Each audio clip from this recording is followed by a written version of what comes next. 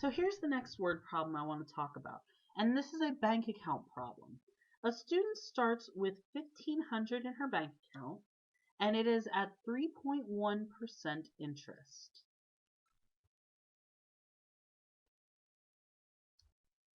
Now it's compounded annually. That's just going to be important for the next one. So let's hang tight to the annually part. How long will she have to leave it there until she has $2,000? So this is a formula that we need to kind of make just a judgment call on. Oop, sorry, that R should have been in the exponent. There's two formulas that I will give you for this. 1 plus R over N to the NT. So these will be on a formula sheet of some kind, and we have to determine which one of these do we want to use. Now, one of them applies to continuous functions. This guy, the PERT function, only works if it says continuous. Ours didn't. It said annually. So we are not going to use PERT. We're going to use this P1 plus R over N to the NT. All right. Now, P stands for your initial amount, which is going to be our $1,500. So 1,500, the 1 plus. Now, R is a little bit crazy. I know you want to put in 3.1, but remember it's 3.1%. So what we've got to do is we've got to take this and turn it into a decimal. The way to do that is to divide by 100. So 3.1 divided by 100, or 0.031 over n. Now, n is how often you check it a year.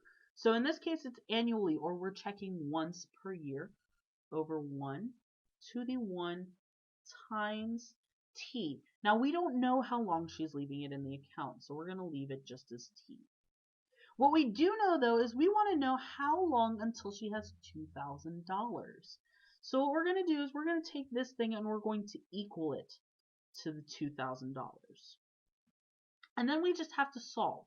Now, as a quick hint, you should be getting chills down the back of your spine because anytime the variable is up in the exponent like that, we need to solve using logs. But let's start in on it real fast. So we're going to start off by dividing everything by 1,500. Now I'm going to leave this as a fraction just because it works out a little bit better. But if you want to take 2,000 divided by 1,500, you'll get about 1.33333. That will be just fine. Let's see. I've got 1 plus 0.031. I think we can all agree is just 1.031.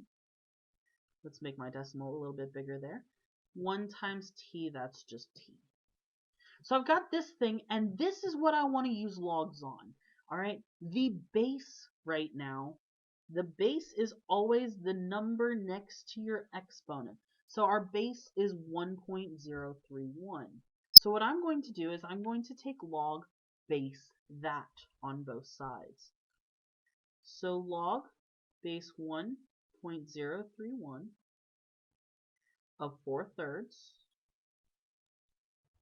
equals log of 1.031 of 1.031 to the t, right? I don't change anything, I just add this little log thing to both sides. Now the nice thing here is that this whole log bit, the 1.031s and the log with it are going to cancel. So that's what gets us t equals. Now, in order to plug this into our calculator is a little bit of magic because your calculator does not know how to do this weird base. So the way we're going to plug that in is we are going to say log of 4/3 or log of your main number divided by log of your base. Oh, I apologize. 0.031. So we're just going to plug this into our calculator and get the. Be very careful with your parentheses. Make sure you close this guy.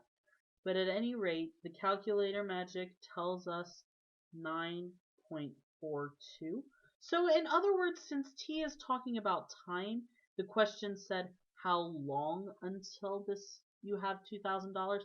It's about 9.42 years.